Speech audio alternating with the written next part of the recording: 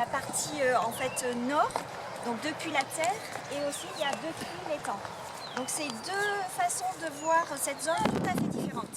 Là on est venu en marchant, donc vous avez vu, on a l'impression que tout est hétérogène, il n'y a pas d'homogénéité, mais ce qui est intéressant ici c'est que l'étang se donne à voir par des petites percées, des petites vues entre les masses, sur les petits chemins. Donc ça, c'est quelque chose de très important et qu'il faut conserver.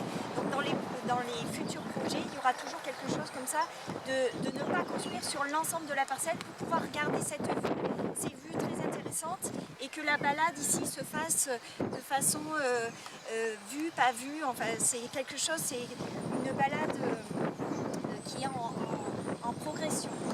Et la deuxième façon donc, de voir cette zone depuis l'étang, c'est tout à fait étonnant et très différent. C'est-à-dire qu'on a l'impression que c'est une zone très régulière. Vous voyez là, on commence à le voir. Et donc on a les tables, vous voyez, très régulières. Elles sont comme ça depuis les années 60. Ensuite, vous avez tout le ponton, toutes ces parties métalliques qui ont été développées parce qui aident à la production, au parc. Ça on va le voir parce qu'on va cheminer dans les masses.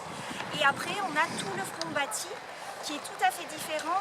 En fait nous on a travaillé par secteur, on va les voir ensemble. Il y a 3 secteurs qui sont différents à cause de la topographie du site. Vous voyez là, ici on est en partie haute. Tout à l'heure on était plutôt niveau à peu près étang. Et après là-bas vous allez voir, il y a une crête qui est vraiment contre les masses. Donc ça fait des masses et des parcelles très différentes. Et du coup une activité aussi, un développement d'activité également très différent.